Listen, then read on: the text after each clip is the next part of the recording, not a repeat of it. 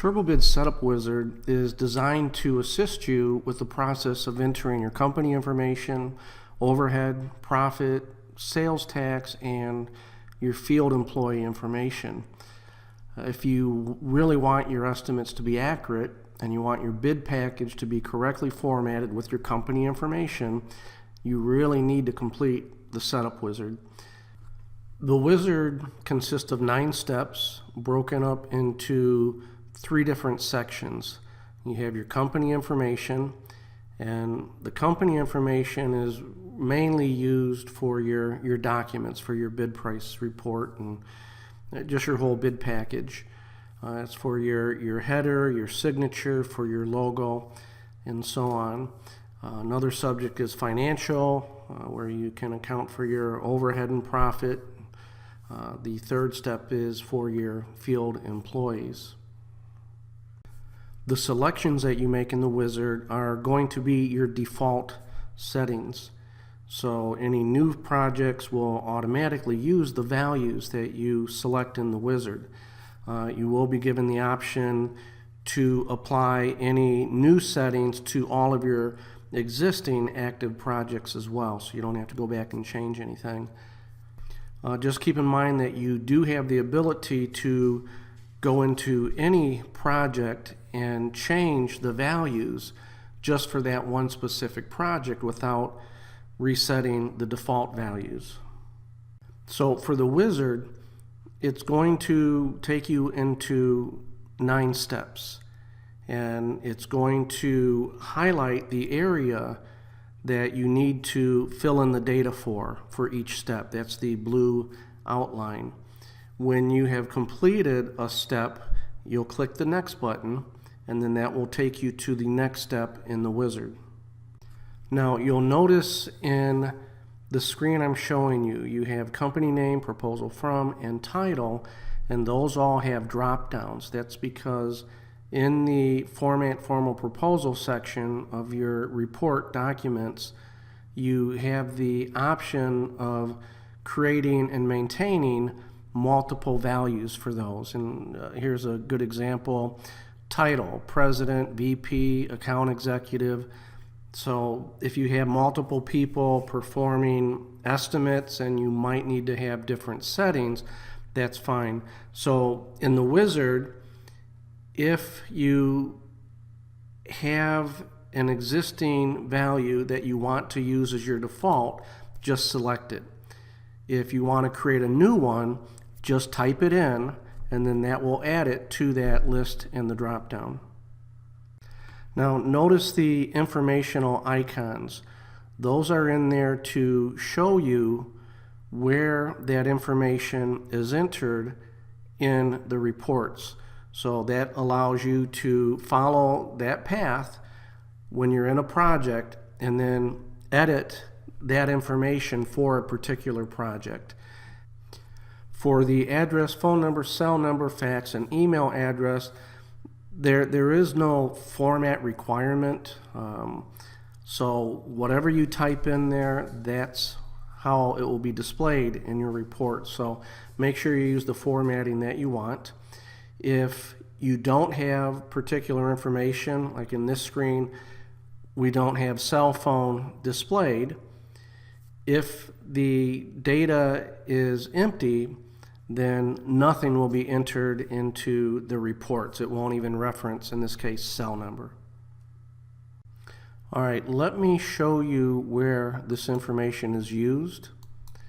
If you go to Reports, Format Formal Proposal, you'll see here we have proposal sections. All right, the company name is used in the opening paragraphs, and you'll see here we have canned opening paragraphs. Right here where you have company bracketed, your company name will appear where that is. It's basically a placeholder for your company name. And you'll see here that in here, insert company name, you just put your cursor where you want it, click insert company name, and then that will insert the placeholder.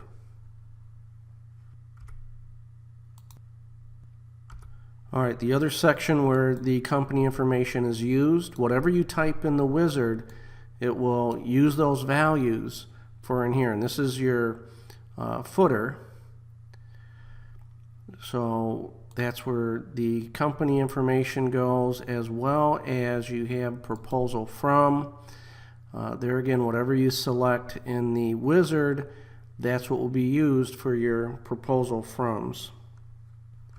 And let me show you an actual report so you can see where those. Let's look at your formal proposal. Okay, so here you have your company. Whatever you type in for your company name will automatically be displayed there.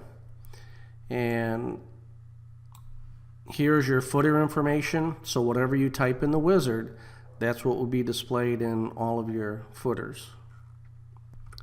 And lastly would be on the proposal acceptance. You'll see that you would have your company name, your name, and that is also coming from the wizard. All right, all of the reports will display your company logo. Here you want to browse to your logo. It does need to be, well here, I'm sorry, we need to hit next. And you'll see step 2 of 9. The logo must be in a JPEG format around 250 pixels high. So that's your logo. Let's hit next. Financial information. This is where you're going to enter in your overhead per hour. I always suggest that you use a per hour rate, and you'll see that we do have the calculator. If you click on open per hour calculator, that is a overhead calculator that we have to assist you in determining what your per hour overhead cost should be that you're going to enter into your estimates. We will be creating a wizard for the overhead calculator as well. Next we have profit. How much profit do you want to make on the job? TurboBid is going to calculate your break-even cost, and you need to determine how much profit to use for your markup for your bid price. Next, sales tax. Just enter in what percentage of tax you pay for the material that you buy from your supply house. All right, let's hit next. Field employees. The existing employees can be deleted if you go to the, here, let me do this. If you go to the labor and burden icon, anything in here you can select and hit delete. So we have a lot of samples in here, so feel free to delete those as needed. But in the setup wizard, you want to select here from the drop down to edit an existing employee or create a new employee. So if you hit the drop down, foreman, if you want to keep that employee classification, well, here you would hit the next button to select the hourly pay rate, next button to select the hourly burden. We do have a calculator in here, open burden wizard, that will help you determine the burden cost that you're incurring for that employee. You're going to want to enter that value in here, and then skill level. How does the employee compare with a journeyman? A journeyman is 100%. So then you can also come in here and select to create a new employee, where you would put in their name and enter in your values. And that's it. So TurboBid will use these values, and actually let me go to, let's see, we have financial and field employee. I'll show you where those are used real quick. Let's go into the bid price. So in your first sub tab, select overhead profit material. You have overhead. This right here, the rate per hour, that's where the value you enter into your wizard will be displayed.